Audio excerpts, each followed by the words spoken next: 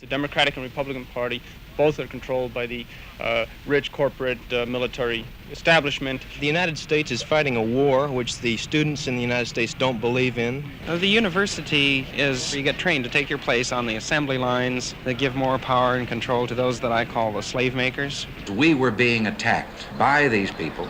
I think a great deal of the sound and fury was without foundation or any basis in fact. The people ask what can be done about Berkeley. This is what I propose to do about Berkeley. Do you find that high-level administration is more complicated than you expected? Oh, of course it's complicated. You're dealing, for example, with 120 individuals in the legislature. How interested are you in having a go at a higher level still? Oh, no, listen. The whole ball game's right here, trying to solve the problems of California. The only trouble with Sacramento as a setting for Ronald Reagan is that it isn't Hollywood. It's the cruel world. The new governor's difficulty is that young people don't always know their place, and a man needs more than courage and a horse.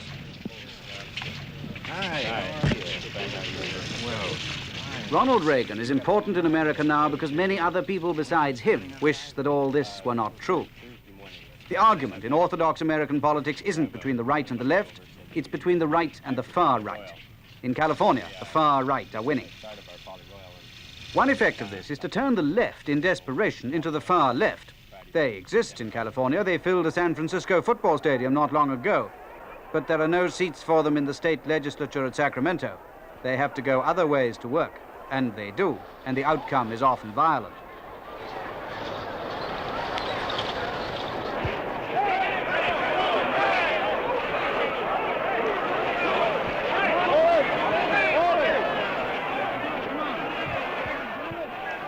Inevitably, as throughout America, the center of the divide is the war in Vietnam. Governor Reagan and his admirers want more of it, therefore invading North Vietnam. That's partly why he rouses special animosity in the young. The young go to the war. To the rest of the forces of dissent, Vietnam contains and worsens other problems. Color because of disproportionate Negro deaths in the war, poverty because the war absorbs relief funds. For the young, Vietnam means the call-up. We have to realize that we're being mistaken if we call this war Johnson's war, or if we call this war the Congress's war. This war is a logical, very logical extension of the way America has chosen to live in this world.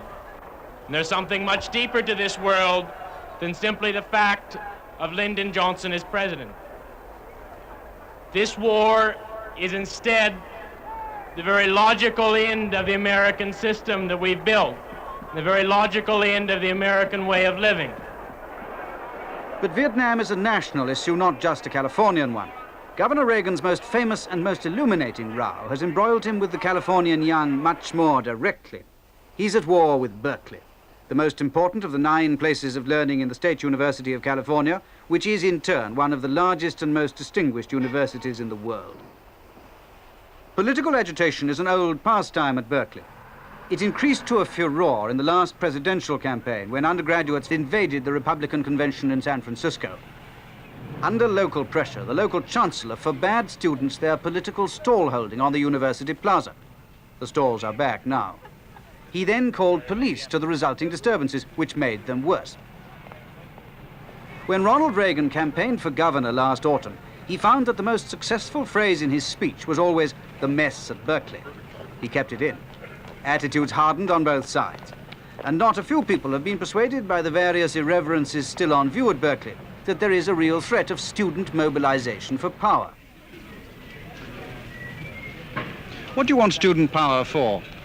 Well, I'm not talking only in the United States, but I'm talking around the world. Every single student has to have a right to discuss his political points of view and to suggest whatever he feels to the institution he's attending or to the government he's under with. You don't want an international organization of students to bring international political pressure? Well, that's what I mean when I said around the world. In international students or in any country where students are engaged in an institution, they have to have a right in the campus, within the campus, without the help of the outside law enforcement. So you want educational influence, Sure. not political influence? Both. Do you and your friends, whether or not you have votes, have any sense of being disfranchised in this country because the left is so little represented in elected assemblies? Well, not only because of that, we feel we're disenfranchised in the sense that the majority of the American people really have no control over the politicians who are put into office. The Democratic and Republican Party both are controlled by the rich corporate military establishment, and we really never have any say. We're just allowed every 4 years to choose between two people they've picked, and in this sense we feel disenfranchised. Though in America there still are the basic civil liberties, the freedom of speech, freedom of press, and we intend to use these to try to get power in the hands of working people, Negro people, and ourselves, of course. What's your chief point of concern? That the United States is fighting a war which the students in the United States don't believe in, and the government of the United States doesn't have the confidence of the students, in my opinion. And I'd like the people in Britain to know this, that things are changing in this country, and that soon this country will be aiming toward peace. You will have to fight in this war, will you? Hopefully not.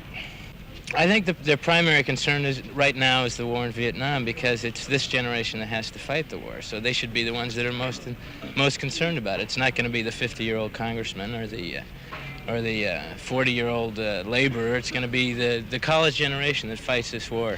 What's wrong with the university? The university is a training center.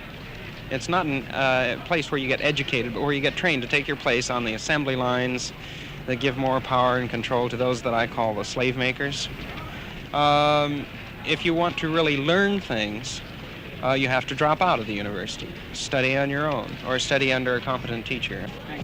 Governor Reagan, who regards education as a tool of tyranny, has gone for radical remedies to all this.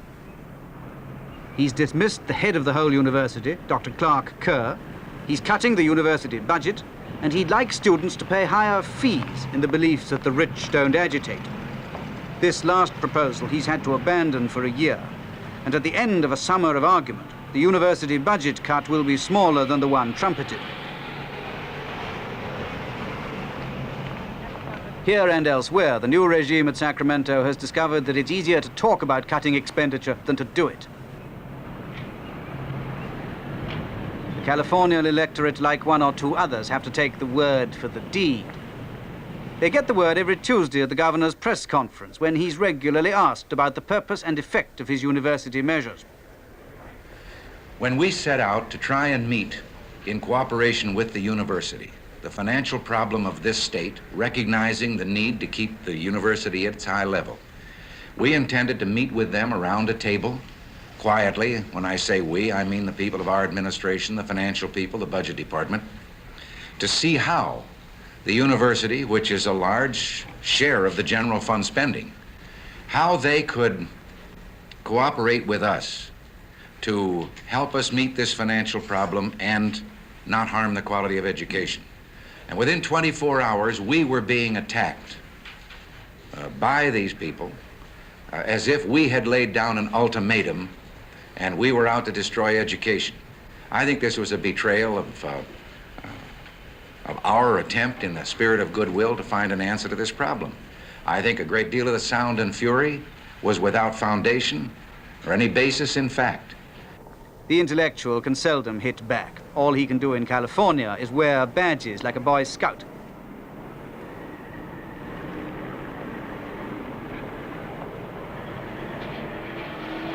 And he's uneasily aware that most people in the state agree with the governor anyway. What is it about Berkeley that offends ordinary people in California? Well, I think that the problem can be described in terms of the numbers and the kinds of students we have at Berkeley. In other words, you have a very large number of students at Berkeley who are very concerned about the status quo, about what's wrong with the society, especially what's going wrong with it in terms of the war in Vietnam and so on. And wherever you have these perceptive people, they're going to be questioning what's going on around them. And since they are young, they're going to be raising these questions in a rather shrill way. I mean, they're going to simply do what young people do best. They're going to ask straightforward questions in what they think is an honest way, and I think it's an honest way too. But this is going to appear to the older more conservatively aligned people as a rather, shrill kind of behavior, which is sort of has no place on a university campus. Well, of course, it's always had a place on a university campus, and the fact that we have so many good students here, I think, raises the level of appreciation of the noise, you see, as well as the sort of the shrillness or the quality of the noise. One sometimes hears the suggestion that you're chiefly supported by what might be called unthinking right-wingers who don't realize, in education or other fields, how difficult government is. Well, this isn't quite true.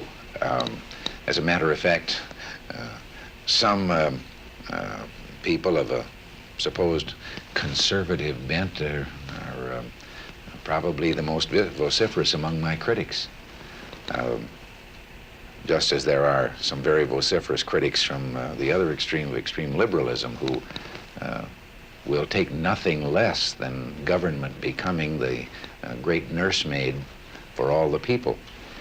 But no, I think the people of this state, by and large, are pretty sensible, and they want some common sense answers to their problems.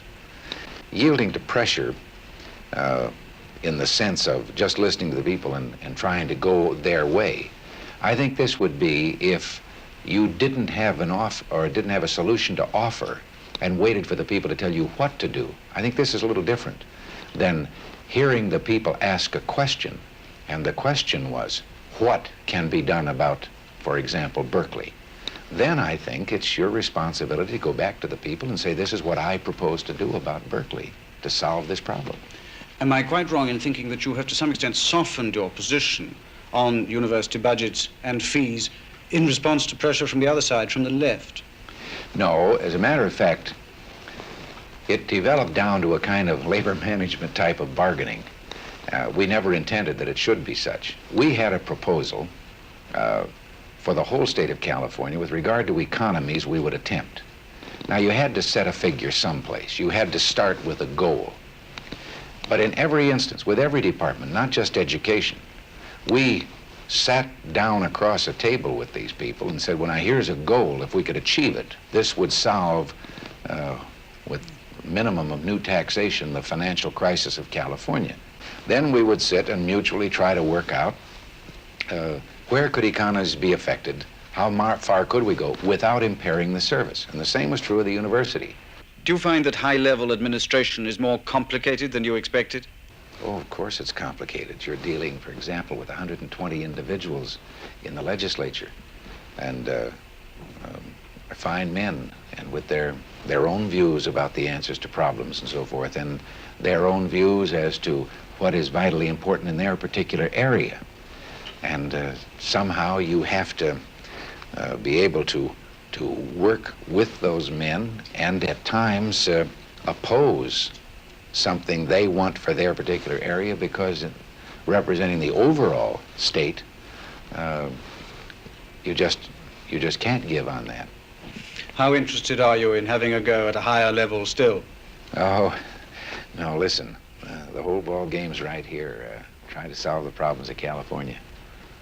If Ronald Reagan ever does run for president, there'll be some hecklers at his campaign meetings, but he'll get votes, because he answers a deep nostalgia in many American hearts for a golden age that never was, when the only university that mattered was the University of Life.